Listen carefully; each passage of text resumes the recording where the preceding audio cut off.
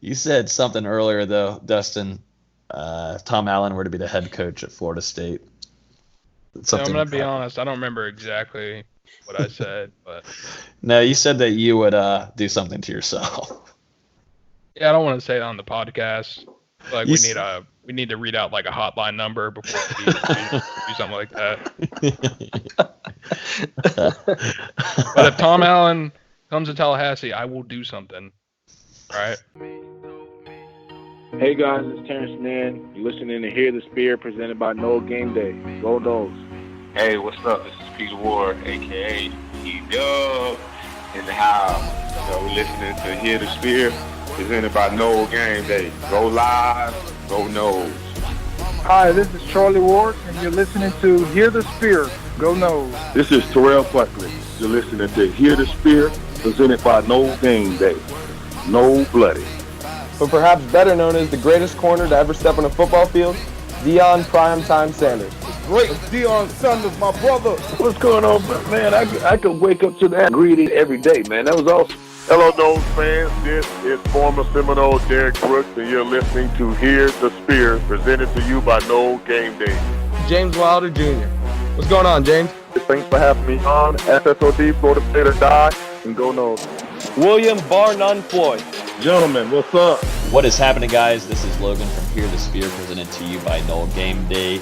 Hope y'all are having a great week. This is the final regular season preview that we will have here on the podcast. It is UF week, rivalry week.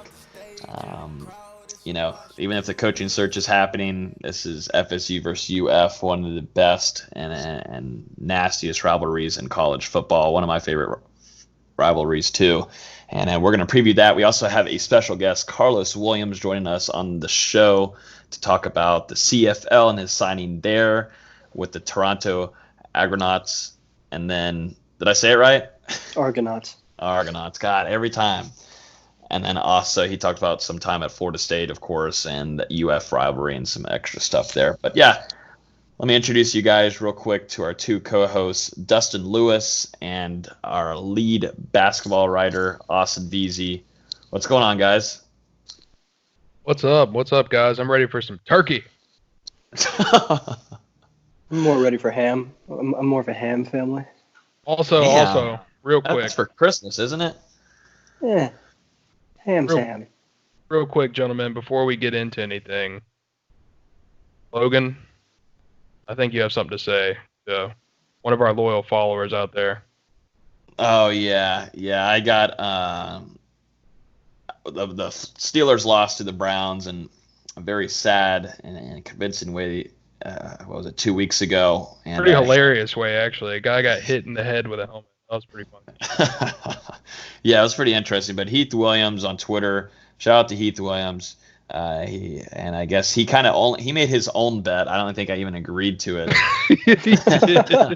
He kind of made his own bet, and here I am giving a shout out. So thank you, Dustin, for doing that. And great way to start off the podcast. Reminded me of the loss to the Browns that we haven't had in a very long time.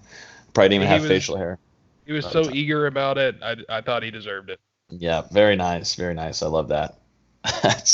That's very nice of you, Dustin. But yeah, speaking of Thanksgiving, we're recording the night before Thanksgiving. What is y'all's favorite side or dish on Thanksgiving? Mac and cheese. End discussion. You seem like a mac and cheese guy. Huge mac and cheese guy. What was the second one? Just any dish on Thanksgiving. What's your favorite food? I was talking to Austin. It sounded like he said mac and cheese and something else. No, just mac and cheese. That's just mac and cheese. Yeah, I'd say some. Dustin, the whole table doesn't count, so you need to just pick one. Oh God. I'm perusing my choices. I'm trying to imagine a Thanksgiving table in my head and what would be on it. Because I'm not eating none of that. Sauce, bro, I'm not eating none of that cranberry sauce bullshit. Fuck that. Mashed potatoes with a big ass helping of gravy. Oh wow. Okay. And that's what you are making tomorrow? Hell yeah. Guaranteed. Y'all gonna ask me what mine is? Okay, perfect. I'm not making it. I'm getting it made for me. Oh, you're not gonna help make it? But yes, Logan, share with us what is your favorite Thanksgiving side? My favorite Thanksgiving side, thanks for asking, guys, is the green bean casserole. I love you're having white. those. That doesn't surprise me. I'm what? You're a white. I'm a white. I'm Mike White.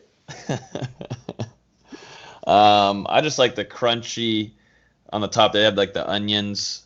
What do they have? The crunchy onions. It's delicious. Definitely when it's baked. What is baked? So. Are you Anyways, yeah, I'm sounding like it, aren't I? But yeah, I love a good green bean casserole. So yeah, welcome to Hear the Spirit. We're talking about food and nothing about football or Florida State's biggest rivalry game on Saturday. What bird do you go for? Chicken or turkey? Whoa, we're deep frying the turkey. All right, well that's acceptable. Yeah, and well, Austin's over here wanted to have ham. It's like it's Christmas or something. No, ham is acceptable. I'll tear at any some time. ham up. Yeah. Well, yeah, but that's not a Thanksgiving meal in my opinion. I eat more ham than turkey. Oh yeah. Turkey's just for the novelty factor. No, ham is good. Ham is good. But anyways, let's get into. We got only 30 more minutes until Dustin has to go play video games. So we need to go ahead and get started with our FSU versus UF preview. We had a bye week. Florida State did. This is going to be Florida State going to Gainesville on Saturday at 7:30 on the SEC Network. They're going to be facing the number 11 Gators. This is a different team than usual. What are y'all's thoughts just running straight into this game? I mean, this is Dan Mullen. I predicted before the season that Florida State would have a tough time and they would lose this game. And we'll see what my prediction is at the end of the podcast. But what are y'all's initial thoughts heading into this big one on Saturday? Yeah, I mean, like you just said, Logan, coming into this game, coming into the season, this was one that I had penciled in as a loss, and still kind of feeling that a little bit. There's definitely there's more positive vibes right now around the program heading into this game, and that is one thing that I think could lead to a potential upset. Just the vibes around the program and the guys believing one another. Believing can happen all they want. I don't think this is going to be close, sadly. I hate to pick Florida to win. I know I'm spoiling our Feels prediction nasty, now, dude. It hurts my soul, especially because after working with basketball, we don't lose to Florida. That's unacceptable. Yeah, we exactly. just have a different standard, I guess. Mm-hmm. What worries you the most, Austin, about this game? Just everything. Is there a certain position versus position? I can't even speak right now. Position versus position, that's different. I think their defensive line is just going to eat against their offensive line. They're going to get after Blackman and Akers so much, and hopefully Jordan Travis can maybe open up some lanes that worries them a little bit and makes them hesitate, but I think their defensive line is going to dominate us. Yeah, I mean, this is a Gators team coming into their 12th regular season game. They have 38 sacks, so they're getting over 3.5 sacks a game, and yeah, I would say they're likely to hit the above on that number on Saturday. What do you guys think? I think they hit 5. Man. Yeah. Yeah, I mean, Florida State's offensive line, I mean, you can't trust it whatsoever. They didn't allow a sack, though, against Boston College, but then again, that's against a terrible Boston College defense. This is a whole different animal facing the Gators. I would say this is clearly the best front seven that Florida State has faced all season. So competitively, 1-2 with Clemson. Yeah, I mean, honestly, I think Florida might be better this year, front seven wise.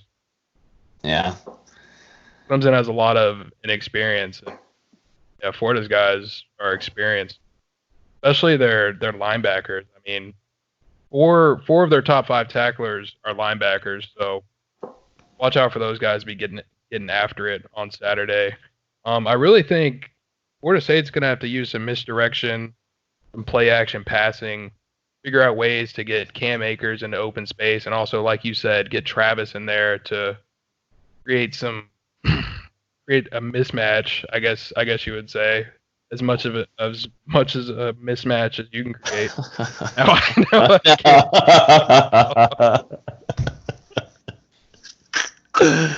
Now it's on you, man. You made fun of me. Tongue-tied. Austin, you go. Your turn. Yeah, I think there's going to have to be a lot of trick plays, a lot of plays that may fool the defense, whether it's wide receiver passes, running back passes, Cam Akers doing Tim Tebow jump passes, whatever's got to happen is going to happen. I think they're going to break out every trick in the book. I really think they will. Haggins is obviously going to have these guys ready to go. It's Florida, but I don't see anything happening. It feels so wrong to say. Man, I can't wait for Austin's score prediction at the end.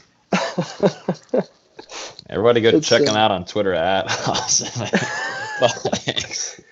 So y'all can give him a little treatment there. Are you sure they understood what you just said right there? I don't know what it said. I don't know what Austin Mavs Vikes, is that what it is? Knowles Vikes Mavs, thank you very much. And my name on there is Stephen F. Austin. Shout out to Stephen F. Austin for upsetting Duke. And there's a basketball nerd there for you. Hey, I was name on so Twitter. Excited last night. Oh, man. Jesus help us. Let's see here. So Florida State is going to, of course, be starting, expected with James Blackman. Of course, Jordan Travis is going to be there, too. And Cam Akers is expected to be back and ready fully to go. They're going to be still without Marvin Wilson, though, which is going to hurt them quite a bit defensively. But, speaking of big plays and needing to get it to a wide receiver, this could be a big game for James Blackman and Tamarion Terry. They're going to have to find some kind of explosive plays to keep up and stay close with this whatsoever, at least get Aguayo into field goal position, because they're going to really close. Dear God. Get them real close, like Dustin just said, because it's going to be tough. Florida State is going to have to go for the deep balls, I think, with Terry. I mean, Terry's usually he's at a kind of I guess you'd say it's not really a rocky season. Look at stats, but it's different than what it was last year. But still, if you have a one-on-one situation, give it to him. I mean, Blackman's been connecting well with them the last few weeks. Yeah, I agree with you there. Also, maybe some Trayshawn Harrison. He's really been coming to life in recent weeks. And, yeah, just every time you can get those younger guys involved, especially in an atmosphere like this against a nationally ranked opponent in a high-profile rivalry game, it can only add to their future experience. Florida's got a good corner, though, in C.J. Henderson, so I don't know if we'll be able to take as many deep shots as we want. But who knows? We'll see. I wouldn't be shocked to see Gabe Neighbors have a pretty decent game. How about you guys? That might be a sleeper guy. Gabe Neighbors, the GOAT. Yeah, took the words right out of my mouth. I mean, I could see Neighbors having a pretty decent game. This is now official Gabe Neighbors fan podcast. Yep. Y'all, what about, I'm trying to think here, because this is a 7:30 night game. I don't remember ever watching a game on the SEC network, but here we are. This is the kind of year it's been. And Odell Haggins, like we were talking about the last couple of weeks, how he is behind the scenes and talking with the team. And, he's obviously been through it all, being on the field, playing, and also being a coach, with how big of a rivalry this is and all. You don't want to lose 2 straight years to both rivals whatsoever. And he's trying to go remain undefeated as an interim head coach. But do y'all think, having Odell Haggins here and having this presence instead of Willie Taggart, you think things are going to be a little bit more positive? You think there's a better chance of FSU staying in this game with Odell Haggins rather than Willie Taggart? I would say yes, just because I really feel like, and the players have said it a lot, but the guys around this program, they really, really respect Odell.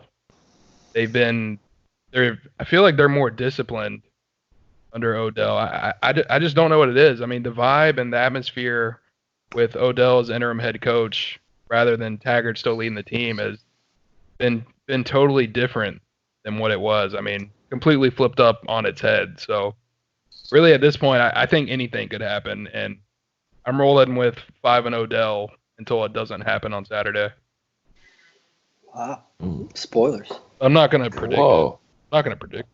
Well, there we go. Good thing now I'm the only one that everybody should stay and listen to at the end for my prediction. We're doing a really good job at this. Yeah, it happens. It's all right. It's all organic here. We only have like 5 notes here. We were too excited about the Karlos Williams interview. We had more written in that than anything here. Yeah, it was great stuff. Mm-hmm. Yeah, which we're gonna send you guys to here in a second. But before we go to the interview, we got a few more things to talk about. What are the keys? Let's say Florida State can stick with the Gators on Saturday, but what are the keys for Florida State having a chance in Gainesville with Florida? Is it gonna have to be Cam Akers? Obviously, he's coming back and hopefully he's fully healthy. Is it Tamarion Terry? Is it good defensive play? Is it Harlan Barnett going to have to go out of his mind? That's funny. What is going to have to be the keys for Florida State to stay in this game on Saturday night?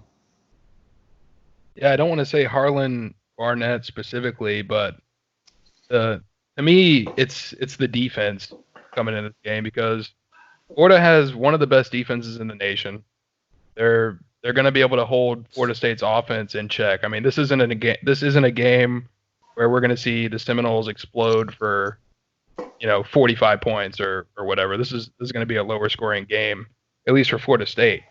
So FSU's defense really has to step up and limit Florida to as little points as they possibly can. When Florida's in the red zone, you've got to create field goal opportunities, and if they make it, you live with the 3 points, but you would really love to force a miss. And yeah, I mean, I'm looking for the defense to step up. I know it's not likely, but hey, here we are. Yeah. Yeah, I think it's going to have to become an ugly game if FSU wants a chance to win or compete or however you want to put it.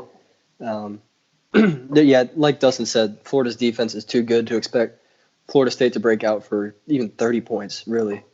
I just need Harlan Barnett to finally do something worth a damn before his ass gets fired. Do we even know if he's awake for these games? I don't know. I don't know if he's going to be in Gainesville. He might be coaching it from his couch. Pretty much does every Saturday. So yeah, I think defensively too, they're gonna have to send it on Trask. This is still his first big rivalry game, with it being Florida State. I know he's had some experience throughout the season so far with Felipe Franks being down, but still, this is a rivalry game. I know they're at home, so that helps, but Barnett's going to have to send it on Trask, and I'd like to see Janaris Robinson have a pretty decent game, but I'd like to see Harlan Barnett and Levitt come up with some kind of package deal to send off some guys at him a lot and make him throw some quick passes. Don't let him sit back there and be able to read. I would like to see Gaynor get in there. J-Rob, like I said earlier, but maybe like some smaller guys, Levante Taylor, and send these cats in there to blitz, because they're going to have to let him throw pretty quickly, and I think that would be a big advantage for Florida State if they can do that, because what are they relying on now? I think also Briggs. I looked and see Briggs. I think he is going to have a pretty decent career at Florida State. You're a really big Briggs fan. I am. I sit there and watch him every time he goes in. We heard good things about him in the spring and also fall practice, and that's what kind of got my attention the most. And then whenever he got more playing time, and obviously with Marvin Wilson being out, he's getting a lot more burn out there. And he's explosive, and he puts in a lot of work too. Be interested to see how he plays in Gainesville on Saturday night. You want to get into a little bit of coaching stuff before we head into the Karlos Williams interview? Geez, we really just can't talk tonight. We're too excited about that Thanksgiving food tomorrow. Dude, for real. Like, the only thing about turkey right now. I don't get it. I know. I'm more excited for the Emerald Coast Classic. Sorry. Oh, yeah, I know. You want to get to the basketball stuff too, don't you? You got to wait till Friday. That's more of dessert. I know, but it's too far away, and it's causing me pain, honestly. No. Again, that may be hunger pains. So. It could be. It's being sick. There was a report today, and we don't have notes here, but there was a report today that we saw that Indiana head coach Tom Allen has been what do you call it? Vetted for the head coaching gig at Florida State. I don't understand. He's a Big Ten head coach. His record is 17-19. So yeah, any just first initial thoughts to that? Because there's a lot of things I could say. I just want to let someone else say something. My first thought when you said Tom Allen was Tim Allen, so now I'm thinking about Home Improvement, and that's all I gotta say. They're both about as good as they'd be if they both coached at Florida State. Yeah, pretty much. What about, all right, Tom Allen is named your head coach on Monday after Florida State and UF play each other. Tom Allen is named your head coach for the Florida State Seminoles. Dustin Lewis, what's your reaction to that? Monday at noon, Florida State names Tom Allen head coach. Monday at 12:01, Nole game day becomes Gator game day. Oh, Jesus. Whoa, I don't know about that one. We'll just become a strictly basketball and baseball website. You said something earlier, though, Dustin. If Tom Allen were to be the head coach at Florida State. I'm going to be honest. I don't remember exactly what I said, but no, you said that you would do something to yourself. Yeah, I don't want to say it on the podcast. Like we need to read out like a hotline number before we do something like that. But if Tom Allen comes to Tallahassee, I will do something. Right? Okay. Well, damn. Threat out to everybody. And I'll do it better than Willie did. What did he do? I don't know where this is going. I don't know what Willie did, Dustin. Silence. I know. He's just letting it hang out there. Yeah, just let it be there for us to think about. I don't know. That was a slogan. It was do something, all right? Damn. I was thinking. We were both thinking. We're already past the do something. We're too past the do something thing, man. That's long gone. That was gone before the season even started almost. Or even after last year, that was gone. We still use it as a hashtag. No one reads that. Mm-hmm. Yeah.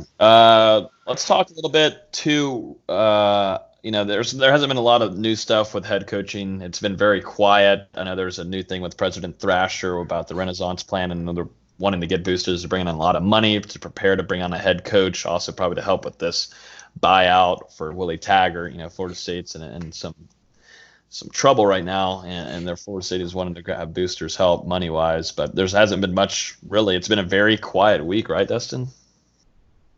Yeah, I mean, been quiet for the most part. We did hear last week that one of our sources is expecting an announcement out of Florida State on Monday or Tuesday next week. I don't know if I'm allowed to say that, but I did anyway, Logan. Perfect. No, you're good.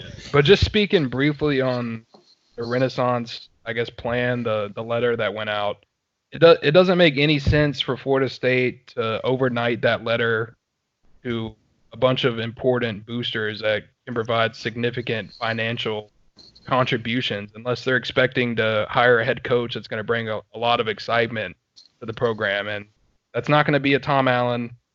That's not going to be a Mike Norvell. That's going to be Bob Stoops, PJ Fleck, Matt Campbell. That kind of territory.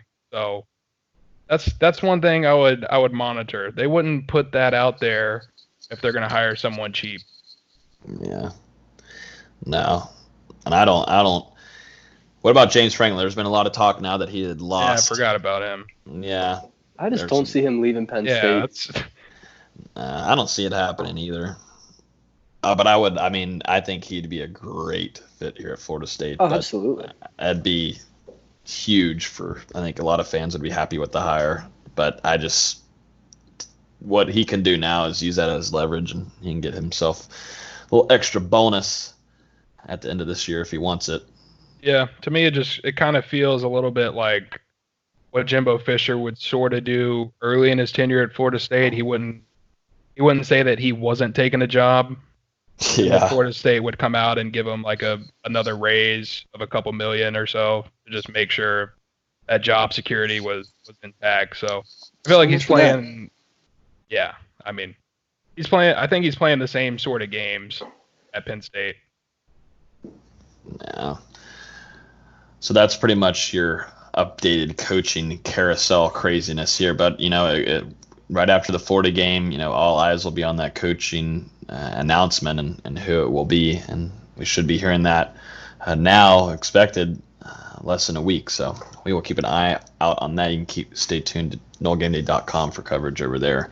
But let's go and shift this over to the interview with former Nole 2013 National Champion Karlos Williams. It was a great interview. We love having him on. This is his second time. I think you guys will really enjoy it. He just signed to the NFL in Toronto, and he talks about James Wilder too. James Wilder is leaving the CFL. He talks about that and a load of other things. So yeah, let's go and shoot to that right now. Williams again, cuts it back. Karlos Williams headed for the end zone. The Seminoles survive.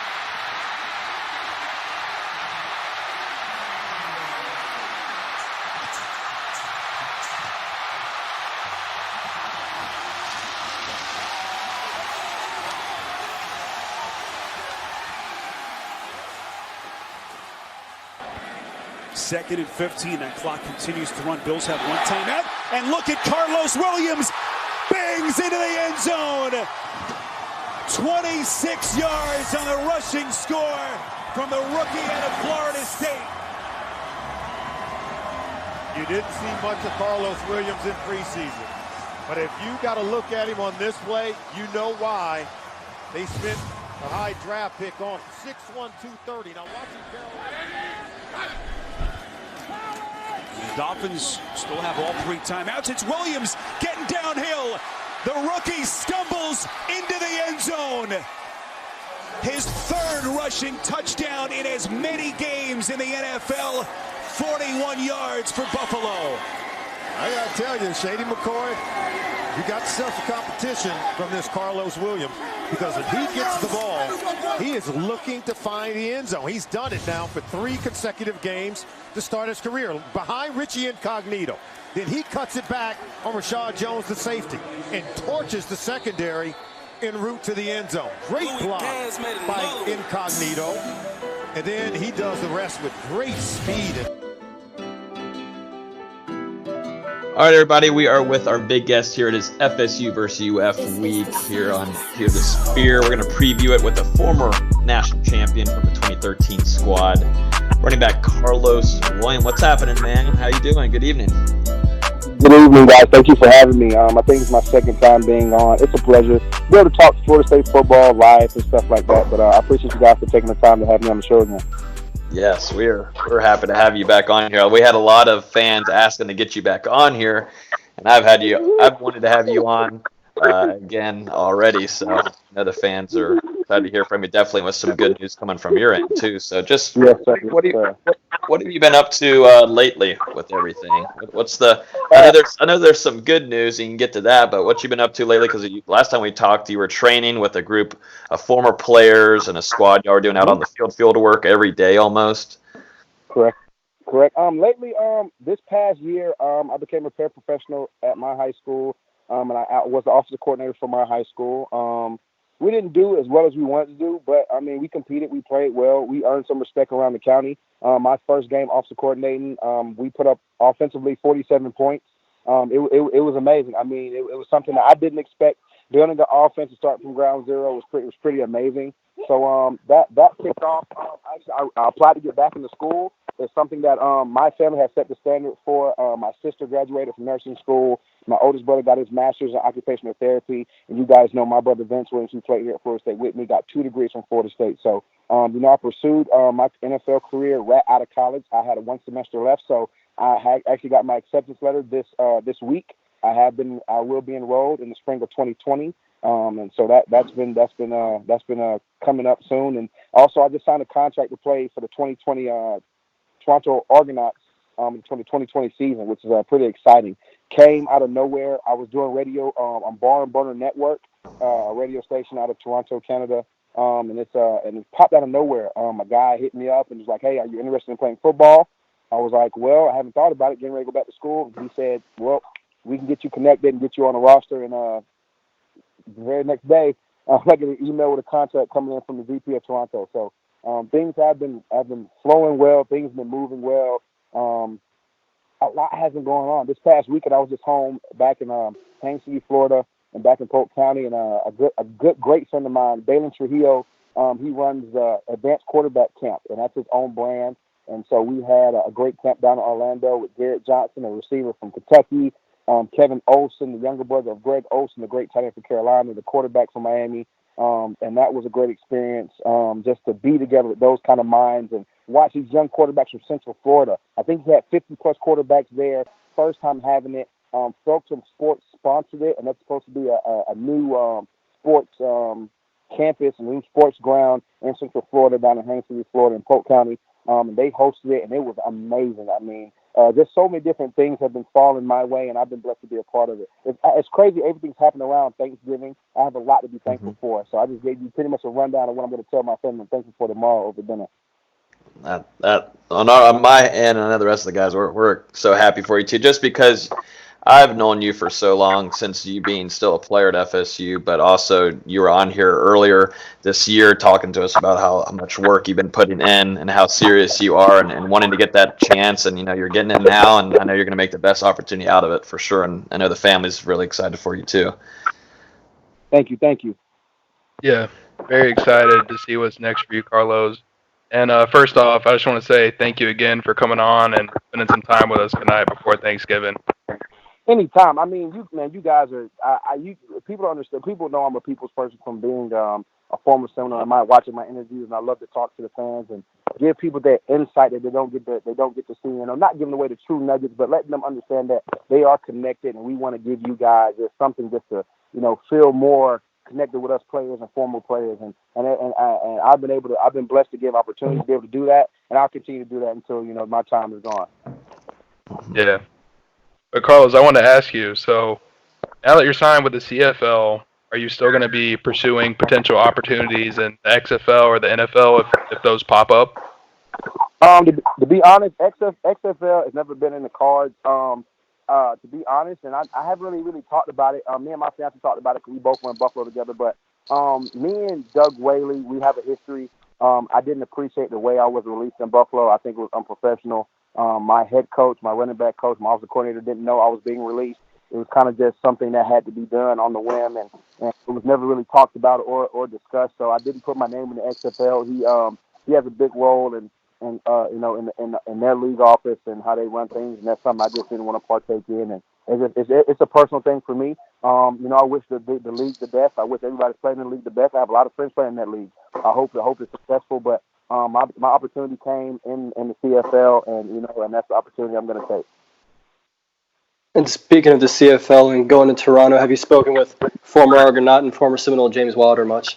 Oh yeah, me and James talk every day. That's my guy. We speak every day. He gave me a lot of rundown on the CFL. A lot to expect, a lot to be excited for. The field's bigger, the run lanes are bigger. So of course I'm gonna love that. But also it's a pass happy league. The field is bigger, and like I said, and the run lanes are bigger. But it's a spread league, so the ball is gonna go a lot. It's gonna be a lot of passing game. But I've been a receiver at Florida State. I caught a couple of decent balls in my time at Florida State. So that's a part of my game that's gonna definitely help me when I'm in the CFL. Has Wilder maybe given you a couple hints on maybe what he's up to, what he's planning on doing here? Because he was just released, of course. But it's a couple things. James has always kept his head on the swivel. What I mean by that, he's always kept his options open. NFL talk, he performed well. He played very well. A little bumps and bruises here, but he played exceptionally well while up there.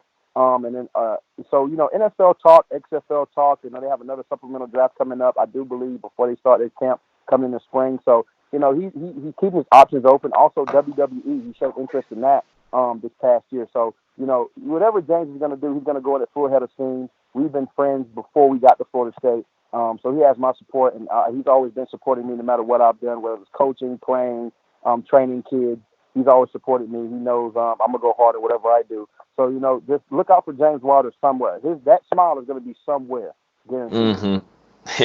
Yes, we had him on here the Spear about a year ago too, and he's you and him are so much alike personality wise, outspoken. You're just fun to talk to, and like you said, give you a couple nuggets here and there, and it's nice to have the background from what your guys' experiences were at FSU and also professionally and football.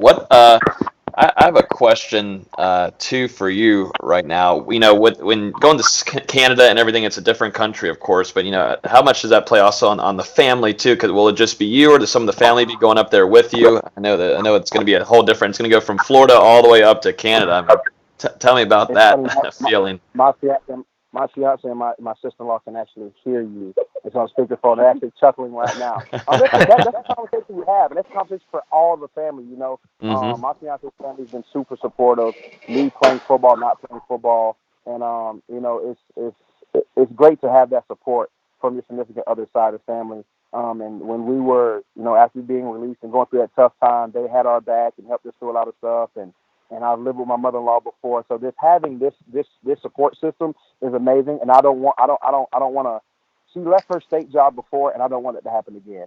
Having that support, having her there, and the kids there is amazing. But she's taking care of business when I wasn't around, and she's going to do the same thing this time. We talked about it. She doesn't want to go to Canada. It's freezing cold, and that's time away from her family and the kids. And we don't want to move the kids. My daughter's in kindergarten now. My son's going to be starting school soon, and the baby girls need daycare. So there's just too many pieces to move, and we've made a home here in Tallahassee, so we're gonna keep the family here, and I'm gonna go take care of business, and I'm gonna come home as often as I can, and she's gonna watch me play often as she can, and that's just how it's gonna go. It was stressful moving to Buffalo and too many moving pieces. This time we're gonna do it differently. Karlos, last time you were on the podcast, told us how much you love to watch NFL. So, in your opinion, who's the best team in the NFL right now? Oh man, people ask me this question all the time. It's between San Fran and Baltimore, maybe. San Fran and Buffalo. San Fran and Buffalo. And the reason why I like Buffalo. Buffalo has a very experienced secondary who's calling the shots. My phone's gonna die, so just beware. Just make sure you call that number when it dies. But I got Buffalo has Poyer, and they have other guy back there, Hyde. And they're playing great football. They're air traffic control. You have two corners, Levi from Alabama, and the other guy is from LSU, Tre'Davious White. And they're playing lights out football. Their front seven got rejuvenated. They got a couple young linebackers, Ed Oliver out of Houston, and they have one of the best quarterbacks in the NFL right now. I mean, Josh Allen's playing some of the best football you're ever going to see as a quarterback in the NFL. He's still young. He's athletic. He's making plays on 3rd and long. He's making all the throws. He's taking control of that offense. He's leading that team the way you would like a young quarterback to lead that team. He's taking all the lumps and every loss I've ever seen, he's taking it on his shoulders. He's not throwing it on defense or a bad offensive call or penalties or the referee. He's taking it on himself. Now, San Fran, they're just playing lights out football on defense. I like San Fran, but their defense and their front seven is causing so many problems that it's hard to put points on them. And now you're forcing your offense. Their offense is getting what? Almost 80 snaps a game. That's college numbers. That's a lot of snaps. That was almost Pittsburgh snaps when they were going to the AFC Championship those 3 years, and they had Le'Veon Bell, Antonio Brown, and Ben at the helm. That's a lot of snaps on offense. They're able to produce a lot of points. They have that many opportunities to produce a lot of points. Their defense is getting 3 and outs all game. So, I mean, your team is going to be great when your defense is not allowing touchdowns or field goals, and your offense is having the ball, over 75% of the time. But, I mean, Seattle beat them. Seattle proved that they're a great team. I mean, the Ravens lost to who? Was it Cleveland early in the year? And who else? I can't remember who they lost to. But they beat the Patriots in Foxborough. I think Lamar Jackson's an NFL MVP. That's hands down. I mean, it's a couple of the teams playing good football. You can't really say who's the best right now, but overall record, you're going to say the Patriots, you're going to say San Fran. But, I mean, you can't really say who's playing that great of football. Who's the best, I would say. What do you think about Dalvin Cook this year? Oh, Cookie's the greatest ever. Cookie's the greatest. Oh, come on. I was a fan my senior year when I played with him. My fiance is like, you get more happy about watching him play than you get about playing. Because it's Cookie, man. And I'm the only person to call him Cookie. But yeah, you are. I have not heard that one. He's a professional. He was a professional when he was here in college. I'm always going to be a big fan of his. I mean, from the day he stepped on campus to the time he walked off, he was a true professional. I loved him. I will always root for him. I wish I was his second back. I'll go play behind him right now in Minnesota because he's that good of a guy to be around. I'm wishing for him to stay injury free and all the success coming this season. Man, he's for sure Pro Bowler. He is this year. He's an All Pro, Offensive Player of the Year in my opinion, the best running back in the NFL, hands down. I don't disagree with that as a Vikings fan. Love to hear that. Coming back to Florida State, obviously they're going through a rough time right now. Do you have any thoughts on release or letting go of Willie Taggart, and who would you like to see as the next coach at Florida State? I want a winner. I definitely want a winner. I want somebody that's known for winning, or got a pedigree of winning, and that's something that we didn't do with Willie Taggart. There's no knock on Willie Taggart, but it's the fact that he didn't win 10-plus games for multiple years at a time. He's not going to New Year's Six bowl games. I mean, he went 7-6 before he left Oregon and 7-6 before he left USF. What do you think he was going to do at Florida State? So I mean, you can't expect him to go out there and light the scoreboard up or do a whole bunch of this and that. You know, Willie did what he was going to do. He recruited. I think we have some great recruits coming in. I think Jeff Sims is going to be a very, very good quarterback for us. I hope he goes and wins the ACC championship and take us to the college football playoffs. But we don't know that yet. I think we need to go get a coach with a winning pedigree, who has a winning attitude, that's going to come in here and hold us to the standard that we are Florida State. I think Coach Odell has done a great part of that, but you got to go get a guy that's used to being at the helm. I think that's what it's going to take to win here at Florida State. Well, you were talking about Odell Haggins, and he's been getting a lot of course, praise right now. He's undefeated as being the interim head coach, but right now, players are pushing for him to be the next head coach, and there's also some fans too, and he also there's been reported that he has had an interview. But tell me a little bit about Odell Haggins behind the scenes and what he is like as a coach. He's defensively, but I'm pretty sure you guys on offense, and you were actually on defense when you first started at Florida State. Just tell me a little bit about Odell Haggins. Well, Odell recruited me out of Polk County. Odell's from Bartow. And so, we have a very strong relationship. It's more like family than anything. When I got to Florida State, I can call Coach Odell for anything. I need somebody to talk to. I'm not having a good day. I'm not having a good week in class. I need somebody to talk to. I'm not having a good week of practice. Coach, what can I work on? And he pays attention to more than just his position. Odell's produced multiple first-round picks. Millionaires, some of the best. I mean, most recently you got Derek Nottie, you got Eddie Goldman, you got Timmy Jernigan. You got some of the best guys to producing for their team on the front seven. He's very aware of what he's capable of doing and also of what he expects out of the team because he's been a Seminole his whole life. He bleeds garden and gold, and that's kind of what you want. Up to my opinion, I would keep Odell on the defensive side of the ball. If you would make him D coordinator. I mean, to keep the motivation that way, but I want an offensive guy to come in, help Kendall Browse control this group of athletes we got on the offensive side of the ball. I mean, we need somebody to really get LeBron the ball more often. We need our quarterbacks to be more consistent. I mean, we got one of the most dominant receivers in the ACC, and we're not taking shots down the field. That kind of scares me being a former player. Mm-hmm. Yeah, a little bit different. Of course, you had Jameis there, but man, they utilized their wide receiver unit like crazy. I mean, yeah. Of course, going to KB, but you had Rashad Green too, and Kenny Shaw, still one of my favorite wide receivers to watch, and one of the dirtiest route runners too, and took shots. But I mean, just give it to some guys that I still think Dugan's the wide receiver coach at Florida State has a great amount of talent around him. Utilize it as much as you can, And James Blackman has been doing pretty well the last few weeks now that Taggart's been gone, and now there's a lot of controversy with maybe what was going on there. Now it's him and Jordan Travis instead of having Hornibrook in there. But your wide receiver unit, utilize them as much as you can because I do think there's a ton of talent there for Ron Dugan's. I mean, go ahead. Hornibrook played good football, but it wasn't Florida State brand of football, and we all know that. Yeah, Jameis wasn't the best athlete, neither was Sean McGuire, but they fit the scheme we had here. We got Jordan Travis, who's a runner, Blackman, who can run, Hornibrook, who's not a runner. We got 3 different style of quarterbacks. We got a mobile quarterback who's going to run for 100 yards and throw for 100 yards, and Jordan Travis. We got Black who's going to sling it for 300 yards and probably rush for another 75 or 50. And then you have Hornibrook who's going to sit in the pocket all day. What kind of offense are we running? And we give Cam the ball 40 times a game. But we're not a downhill running football team, so it's unfair to even put Cam in that position. I mean, the offense doesn't fit anything we're trying to do. We don't have the athletes to run the offense that we're trying to run, and that's a problem. Defensively, we have too many big names not making enough big plays. And I'm okay with that. It's youth. They're playing young. They haven't had any real veterans in front of them to show them the way. When I stepped on campus, you had Nick Moody, you had Terrence Parks, you had Xavier Rhodes, you had Greg Reed, you had Mike Harris. You had guys that were playing. You had guys that were really going to the league to the next level. We had at linebacker, you had Nigel Bradham, you had Nigel Carr, you had Christian Jones, you had Telman Smith, you had Terrence Smith. You had guys that was in line to be the next guy to go to the NFL. Our front seven, man, I literally believe everybody that was on the front seven at deep end that played for DJ Elliott should have been first-round picks. It's amazing. So, I mean, I came in with a different breed of guys. And as times changes, I mean, generations change. Millennial kids are different. So, it's different.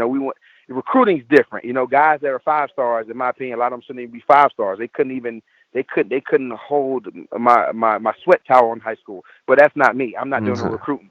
But, I mean, you got to hold these guys to a different standard. You're playing for the Garden and Gold. We're used to playing the ACC Championship. We dominate this conference. It's us or Clemson. It's us or Clemson, and usually it's us. It's not Clemson. So we're just not used to this. It's going to take time, and the culture is going to change, and I'm here for it. I'm a ride or die. It doesn't matter win, lose, or draw. Florida, they're trash. I don't like them. I know you're going to ask about Florida next. I can't stand them. That quarterback they have is the quarterback they have is decent. He's no Felipe Franks. I believe Felipe Franks is the perfect leader for Florida.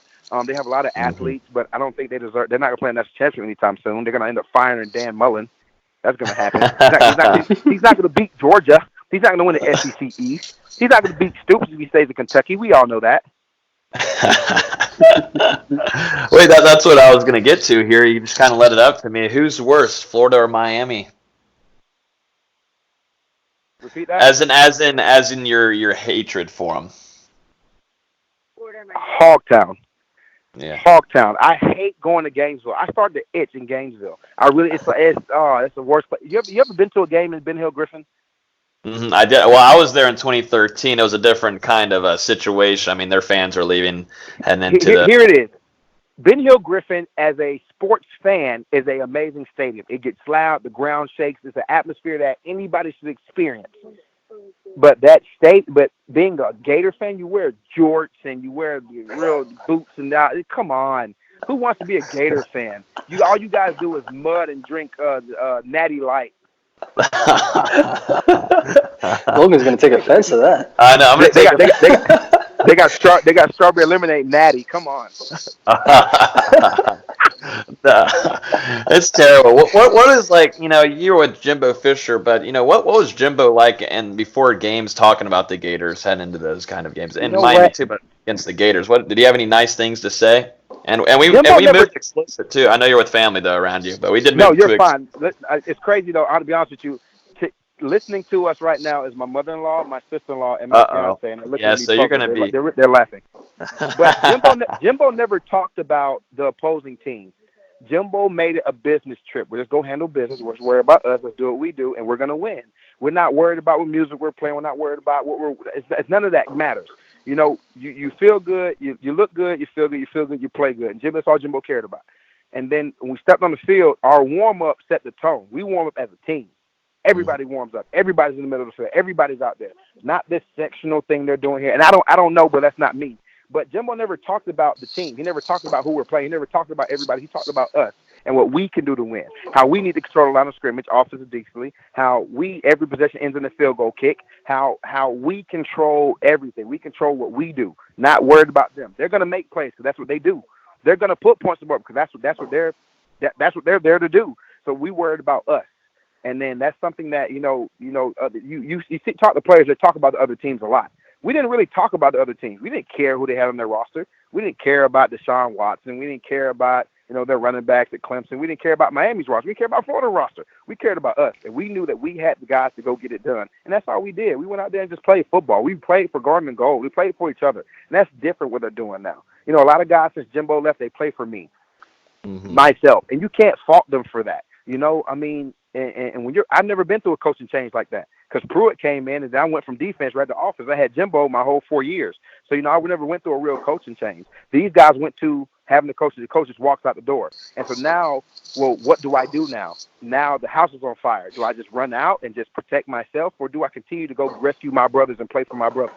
It's kind of a sticky situation. These guys are still kids, Yeah. So it's hard to say, and I feel bad for a lot of them. The one I have the most pain for is Cam Akers. Cam Akers came here, the number one athlete running back in the country from Mississippi, comes to Florida State. Comes to Florida State and produces as a freshman, breaks the rookie rushing record at Florida State. Dalvin Cook broke his freshman year, and then you come back and now you're struggling to even get carries, and you get hurt. Now you wear a knee brace, you get over knee brace. Now you're playing this offense that doesn't fit your style of running. Like so what is your mindset? What do you do? How do you keep pushing on? He shows that he's been a great leader. His attitude's been perfect. He continues to grind it out no matter how hard it is to gain yards, and that's something you have to commend him on. I mean, I haven't met him in person or shook his hand, but hats off to that guy. He is a great athlete, a great running back, a great leader, and a great face of Florida State. I wish him the best in his future endeavors. Yeah, he's had an incredible season, and I want to ask something before Dustin will here in a second. But how about one thing that we've noticed with games too, and it was mainly under Taggart, is I saw a big difference from how y'all played during your time, Carlos, and now is guys just pointing at each other and nobody taking accountability, and there wasn't like big leaders coming up to talk to you and talking about mistakes being made, and sometimes that causes a team to really just either divide from one another, or no success is ever made. There's no progress and nothing goes better. No positive things happen. The biggest play I can see from what you just said was, Levante Taylor and Stanford Samuels are in cover 3. Levante Taylor rolled to the middle of the field. Samuels has outside leverage on the receiver. The receiver on the post route. Miami catches a deep post touchdown. That should never happen. It's as simple as your alignment assignment. Are you trusting your guy to get the job done? And I don't think Stanford was really trusting Levante to get the play, perform correctly. I don't think Levante trusted, himself to get in the right position to make the play stop. So, I mean, it depends. I mean, guys got to play for each other. Like, guys got to go out there and knowing that the other guy's going to get their job done. Carlos, you played against Florida 3 times in your career. What memories stand out to you during your time in the rivalry? When I got my freshman year, I didn't play because I broke my wrist during the game. My sophomore year, I knocked Lulu Purifue out. I KO'd him. I KO'd him. My junior year, I played a lot. We went down there and we mashed them. It was bad. It was embarrassing. We beat the brakes. So Kelvin Benjamin had some of the greatest plays in college football history against them. And then my senior year, my most fond memory is I got knocked out by Adam Lane. He was a fullback tailback out of Winter Haven, Florida in Polk County, and I played against Marin track against him my whole life, and he was a good family friend of mine. His brother D.C. Jefferson played tight end for Rutgers, so played in the NFL in the CFL for a little while, but he graduated in 08 with Vince, my brother, and he kept running around the kickoff trying to hit me, and I told him, he's not going to catch me like that, and then he all of a sudden caught me in the side of my helmet, and he knocked me out. And I got up and I jogged over to the visitor sideline, and I see Jake File, who's our head trainer, jogging over to me. He's like, Carlos, you're on the wrong sideline. And then, go inside, ask typical questions. What's your name, date of birth, where you at? No, date of birth, your phone number. He's like, hey, so last question, where are you? And I just said, and they said, you're tapped out, son, you're done. They took my helmet, they put me in seat clothes and went back outside. And I didn't play the ACC championship my senior year, but I did play in the Rose Bowl, which was another great experience. But that was the most fond memory, man. Beating Florida my freshman year inside of Ben Hill Griffin.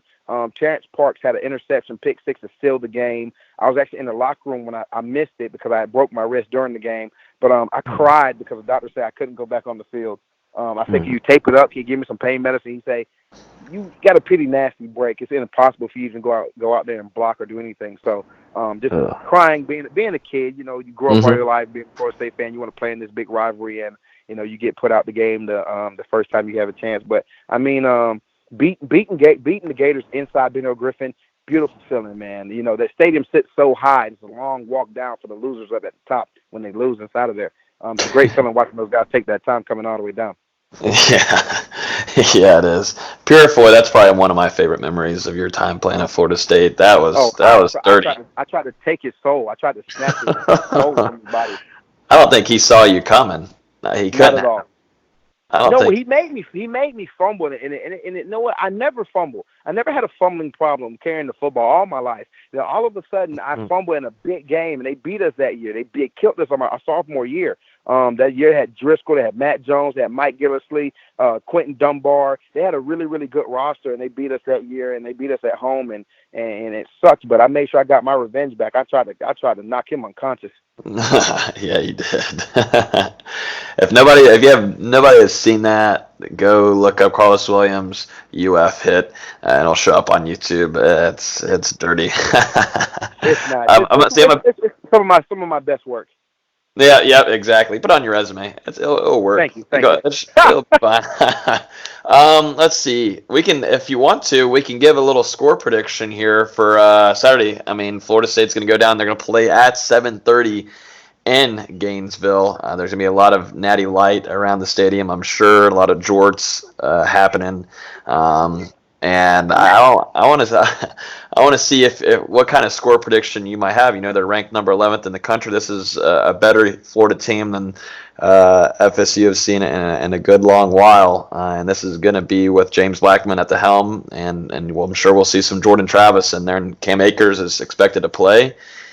Any kind of score prediction on your end? I'm gonna honestly be honest with you. I don't have a score prediction, but I know we're gonna play hard. And the Coach Odell's at the helm, and he's there. If Blackman's gonna be the starter, I know he's gonna have a lot of energy. Man, that kid is somebody I really want to meet. Man, he carries his swagger himself with a different kind of style, and we haven't seen that since Jameis. I mean, it really has. We had Everett Ghost to come in from Notre Dame. We thought he was gonna bring that sense of but also you got to think Notre Dame's real blue collar, so we shouldn't expect that kind of swag coming in. But think about who we had before that, man. Who came in after that? I mean, we had Francois who brought that same passion to sit in the pocket, taking the hits and kind of stuff like that. And then James Blackman comes in after his injury and plays a phenomenal freshman year. Had a phenomenal year as a freshman. So we know that he is able and capable of being that leader that we need. I think that we had too much back and forth between him and Hornibrook. Whoever practiced the best is going to play. Then you throw Jordan Travis in there, you give him a glimpse of hope, and then all of a sudden he's not the starter. So, I mean, too much flip-flop. If he's going to be the starter, let him start the whole game. Let him play the whole game. You feed Cam Akers. You feed number 4.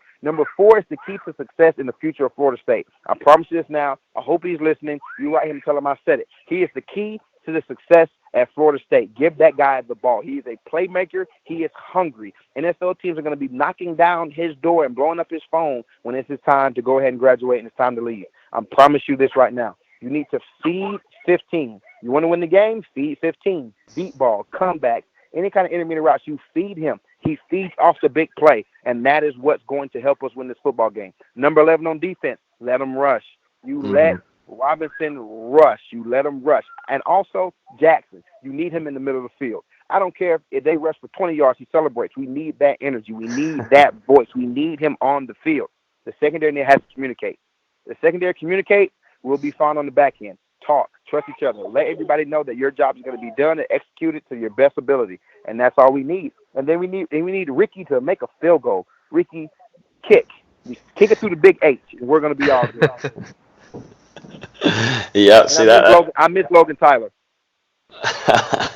Yeah, I know. It's tough. It's been a rough season overall for Florida State. A lot of guys lost. You know, you start off the season losing Kando. I mean, it feels like so long ago, but I mean, you lose Joshua Kando, who we thought would be one of the. I mean, of course, Marvin Wilson now 2 out. I mean, it's just never ending. We could go on for an hour talking about the losses Florida State's having to deal with this season, but it's just been a tough season. And right now, Florida State's going to look for a new head coach.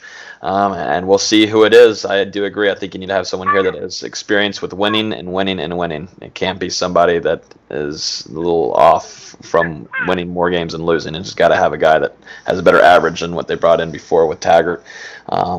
So yeah, I'm. Anybody else have any questions for Los? I'm being summoned to a family meeting. We will let you go. The same thing. Yeah. It sounds like a plan, but I really do appreciate you guys having me on again, man. It's always a pleasure talking to you guys. You guys are are like family, man, more than fans, man. You guys you guys take a lot of time to give the fans content and to keep the fans on the inside. I'm able to speak anytime you guys want to talk, man. And, you know, you guys have been amazing to me. I can only reciprocate the same to you guys. Well, I mean, I know that means a lot to us. Trust me. Absolutely, I really appreciate it. Well, that was a great interview. Always enjoy having Karlos Williams on here. Obviously, he's a good dude, and I swear, once he gets done with football, he needs to either start his own podcast or he needs to be on radio somewhere. He has such a great personality, and man, he just jumps straight into answers. Yeah, dude can talk.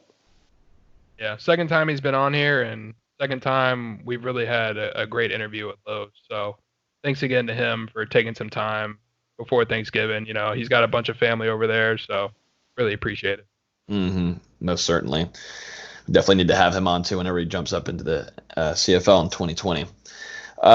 You already talked some basketball because we got the two goobers in here that could talk about basketball for probably like 8 hours a day. I mean, even before the meeting, before having Los on and getting ready for this podcast, it was still 30 minutes talking about basketball. So they actually get to talk about this for like 6 minutes because Dustin has to go play video games and eat.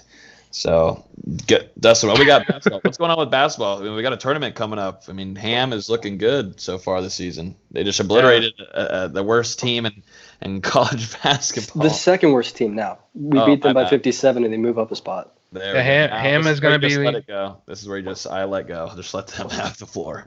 Ham is going to be looking good on Thursday, and it's going to be looking good on Friday when Florida State takes on Tennessee in the Emerald Coast Classic. Yeah, Tennessee's been having a good start to the season. They're 5-0, beating Washington. They're only allowing 55 points a game. It's going to be a low-scoring game. It's not going to be Virginia low-scoring, but it's going to be low-scoring. And I do think Florida State is a better team, whether they win or not. We'll find out Friday night. But I like our chances. And then Saturday we play either Purdue or VCU. VCU is very similar to Florida State style-wise. Purdue's already lost 2 games to Texas and Marquette, I believe. But all 4 teams are top 36 KenPom. It's going to be a great tournament. Whoever wins it all is going to have 2 great resume-building wins. Florida State's got a very, very, very great chance to win it all and have a great resume come March. Yeah, I agree with you, Austin. And, I mean, this game against Tennessee, it's going to be a very good matchup. The Volunteers, they're ranked number 17 right now, 5-0. They are a little bit less experienced, I would say, than they were a year ago. Obviously, you have guys like Grant Williams and Admiral Schofield moving on to the NBA, as well as a couple other Volunteers, I believe. But yeah, I mean, day after Thanksgiving, this is really a spot where sometimes you kind of see a bit of a letdown performance. And just thinking back, I remember, who was it? I think Hofstra. Was it Illinois a couple years back, Austin? Yeah, you're talking about the Brooklyn tournament where we lost to Temple after being up like 20. Oh, it was Temple, and then we beat Illinois the next day.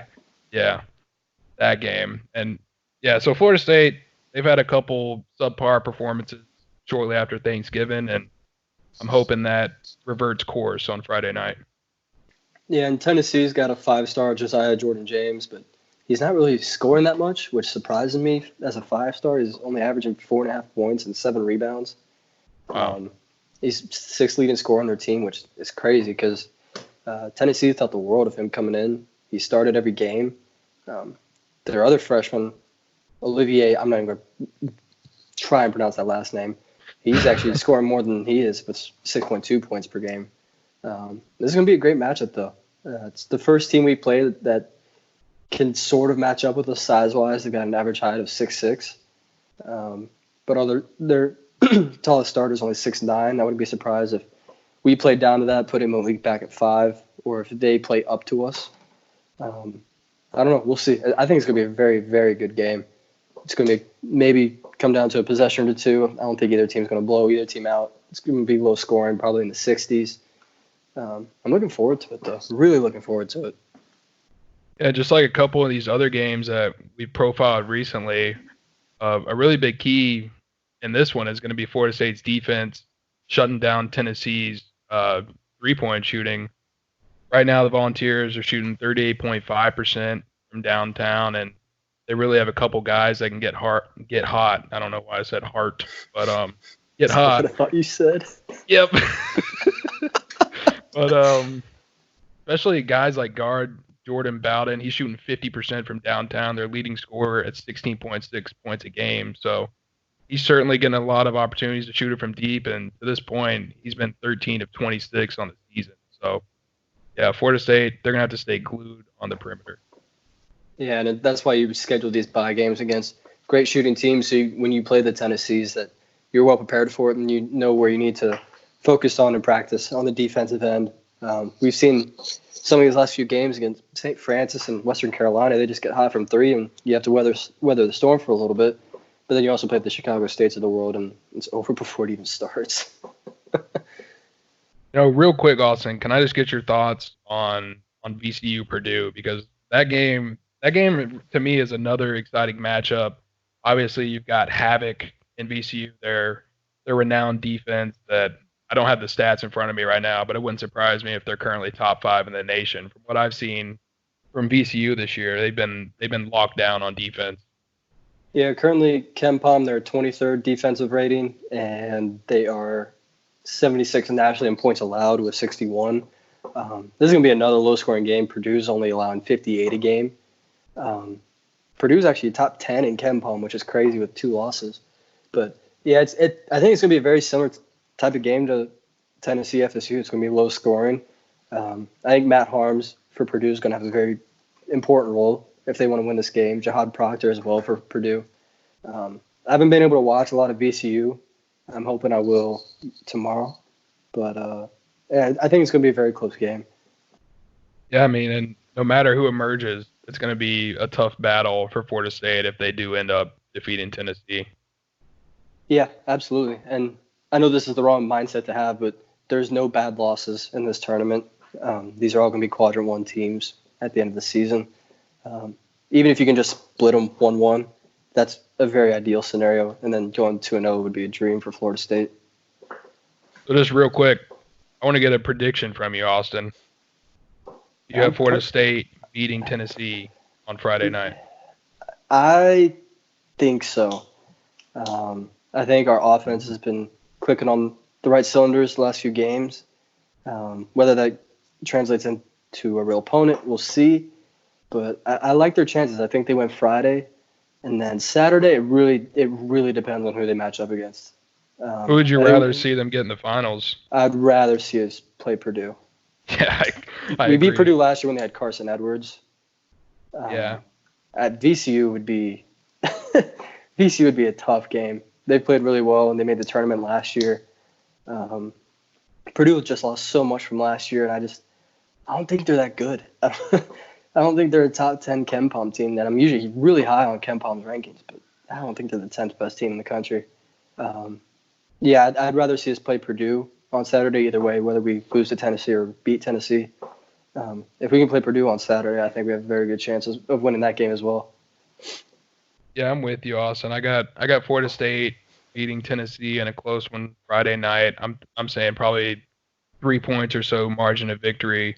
And then on Saturday, I'd rather see them play Purdue, but man, that matchup against VCU would be just the defense. It would be amazing to watch, and especially back-to-back games for both teams. They play Fridays, then they play Saturday. Guys are going to start getting tired, and the potential for just a grinded-out game for 40 minutes, it's too exciting to pass up if we can get it. Yeah, absolutely. And if we get to play VCU, we'd get our revenge on, what was it, 2011? That's right, yeah. When we lost by 1 in overtime or whatever it was. Yeah, 2011. Dude. Yeah. Don't take me back.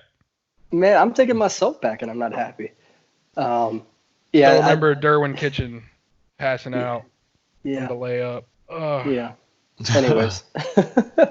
Well, there it is. Oh, 8:01. Dustin, you good? You don't have a tournament, right? Cod, are you in the lobby?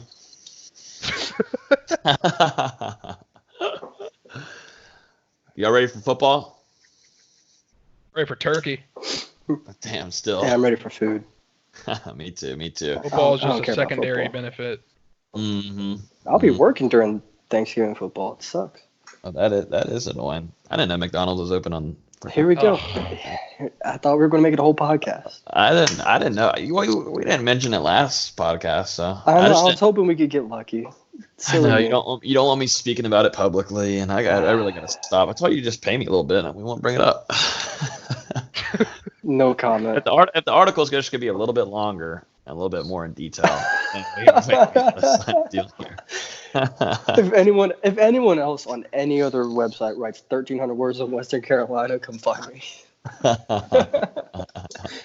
Well, all right, let's talk about a little bit of Florida State versus UF. Let's give our score predictions right now. Florida State is heading down to Gainesville on Saturday. They're going to face the Gainesville Gators. Okay, not the Gainesville Gators. The Florida Gators on Saturday night at 7:30. They're 9-2. Florida State comes in at 6-5. Under Odell Haggins, he is going to try to go 5-0. Does Odell Haggins go 5-0 or 4-1 after Saturday night in the swamp? I will start it off negatively and say 4-1 against the Alachua Swamp Lizards. And I will say 34-13. You know what? All right. Yeah, this isn't a Disney movie. There are no happy endings in real life. Florida State. What? There's no happy endings in real life? What about whenever you get married? You think he's getting married? Don't trap me into this. My mom's listening. Either way, getting to the actual prediction. Never mind. I think it's going to be a hard-fought game in Gainesville on Saturday. Definitely potential for it to get ugly. A lot of personal fouls. That's just how rivalry games go sometimes. And I do want to predict at least 2 players get ejected for targeting in this game. But I have Florida State falling to the Gators, unfortunately, 24-20. Closer than expected, but still not enough to get over the hump. Yeah, that's a close score there. Who scores for FSU? Not Ricky Aguayo. Jeez. Yeah, give me Cam Akers to double dip in what will likely be his final game as a Seminole, because I don't see Cam sticking it out to play in a meaningless bowl game. I think it'd be better. What? I might disagree. I'm just saying. I think this is Cam Akers' last game. He's gonna double dip. Hey, you can say what you want whenever I'm done.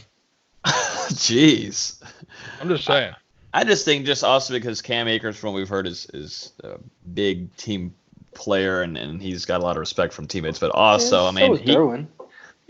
Yeah, but Derwin obviously was going to be an initial straight first round guy, but Cam Akers could still put in some work and do something in a bowl game. I don't think he's already a top 3 running back for that class. I hear what you're saying. You know what I'm saying? I just think it's better for him to preserve his stock by sitting out. Yeah, he is. He's dealing already coming back from an injury, so we'll see for sure. And which bowl game would you guys like for Florida State to face in? The Gasparilla Bowl is pretty interesting to me, facing UCF. Anything but Detroit. Yeah.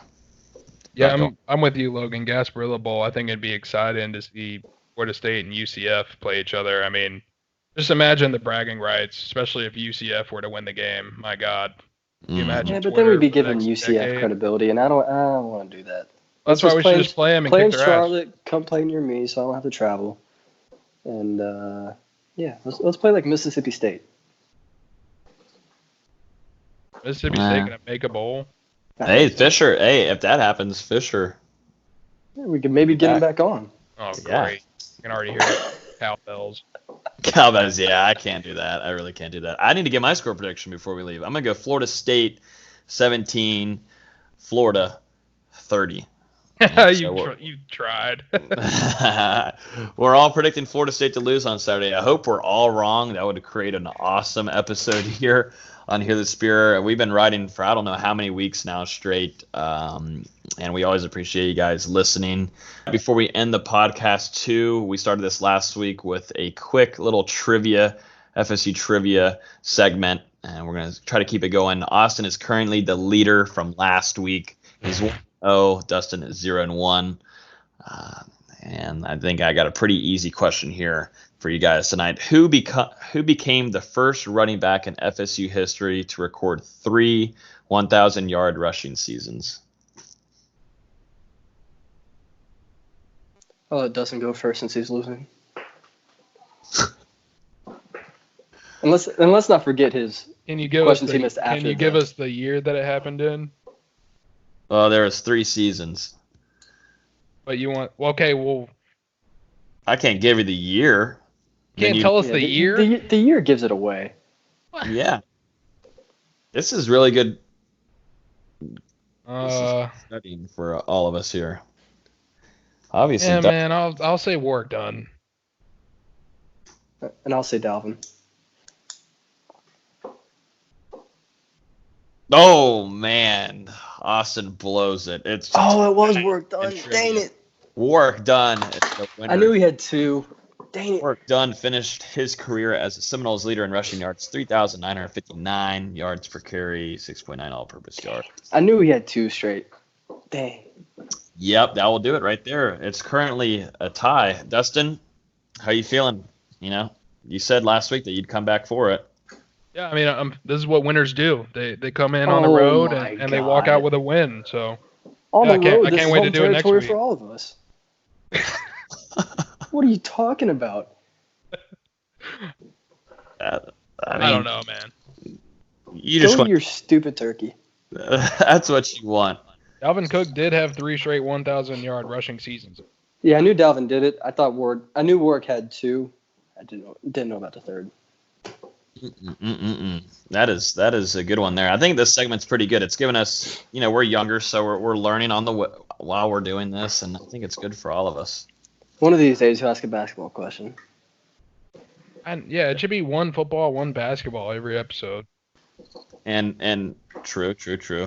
Real quick, also your fun fact of the day, gentlemen. Flamingo. Oh God! Please don't let this be as bad as last week's. No, it won't be bad as last week's. I don't think. Flamingos bend their legs at the ankle, not the knee. Not the knee.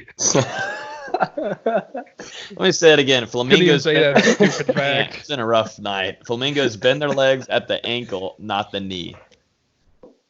Well, I'm gonna be honest. I didn't even know flamingos had fucking knees. So. What? It just looks like stupid sticks. Like, I don't know. What? It's an animal. Of course it has knees. Not every animal has knees. Okay, right? We're not counting worms. Okay. Right. No.